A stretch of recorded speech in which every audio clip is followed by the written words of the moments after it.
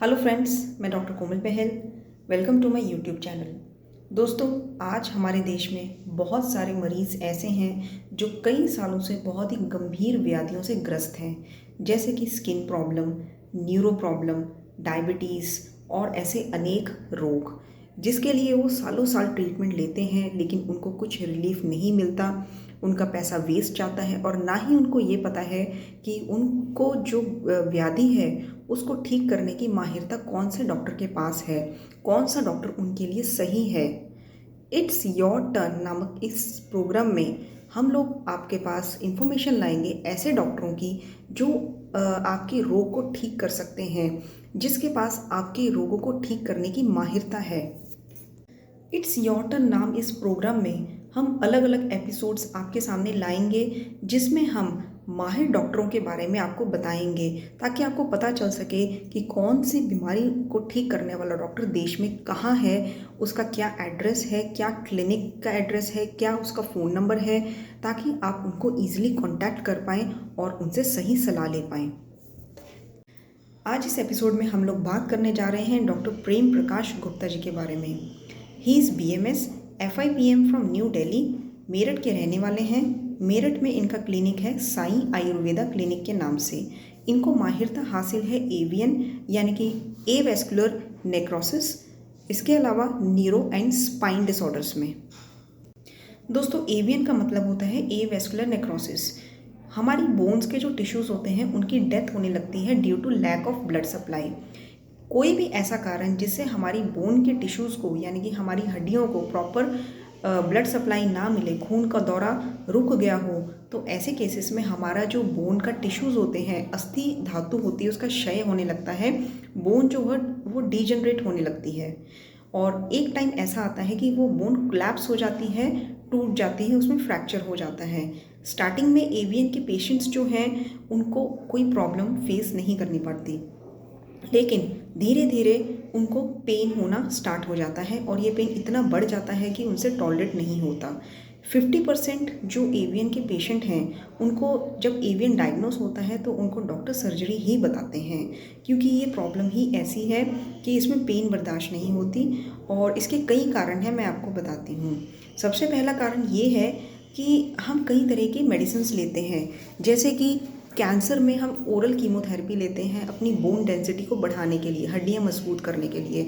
ऐसे केसेस में क्या होता है, जो ब्लड वेसल्स होती हैं, खून की नसें होती हैं, उसमें फ़ैट जमा हो जाता है, जिससे खून का दौरा उन बोन्स पर, हड्डियों पर आना बंद हो जाता है, जिससे वो बोन जो है डीजनरेट होने लगती है, अस्थि क्षय होने लगता है, मतलब वो बोन कमज़ोर होने लगती है।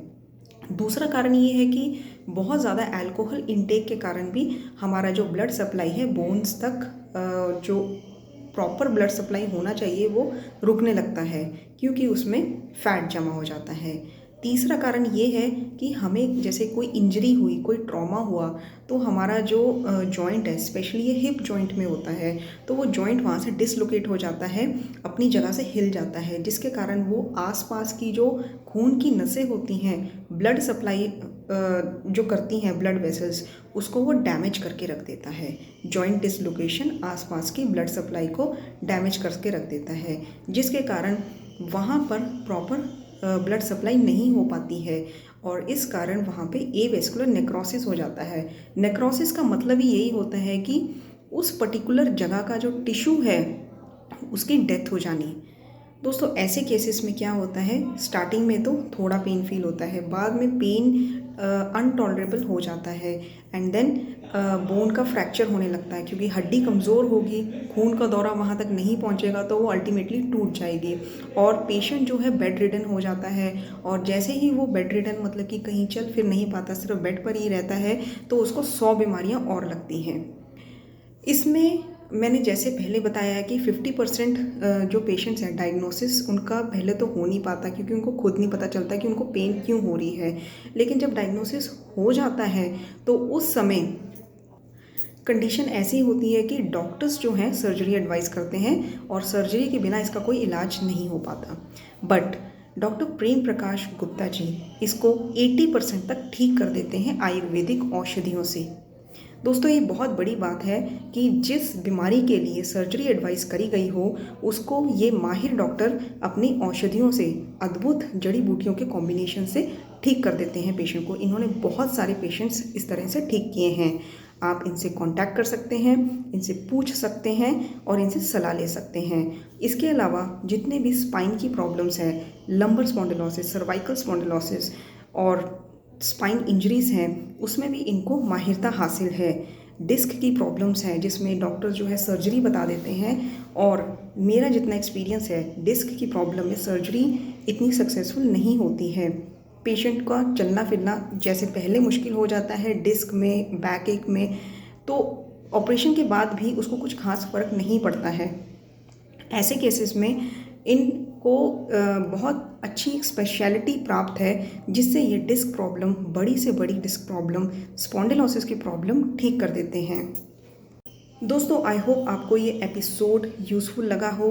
अगर आपको एवीएन है यानी कि एवास्कुलर नेक्रोसिस का डायग्नोसिस है आपको, और इसके साथ साथ यदि आपको डिस्क की किसी तरह की प्रॉब्लम है, डिस्क की प्रॉब्लम्स में कुछ सिम्टम्स ऐसे होते हैं जैसे कि हमारी लेग्स में नंबनेस फील होने लगती है, ज़्यादा देर बैठा नहीं जाता पेन के कारण, और ज़्यादा देर चलना भी मुश्किल हो जाता है। तो इस तरह से जो आपको प्रॉब्लम्स हैं उसके लिए इनको संपर्क करें और इनसे प्रॉपर इलाज दें। हमारा ये प्रोग्राम स्टार्ट करने का मतलब ही यही है, यही लक्ष्य है कि आपको सही डॉक्टर मिले और सही ट्रीटमेंट मिले। इसीलिए हम लोग देश भर से अलग अलग डॉक्टरों को ढूंढ रहे हैं जिनको एक अच्छी माहिरता प्राप्त है, ताकि आपका इलाज बिल्कुल सही तरीके से आयुर्वेद से हो सके with no side effects. Thank you so much for watching the video.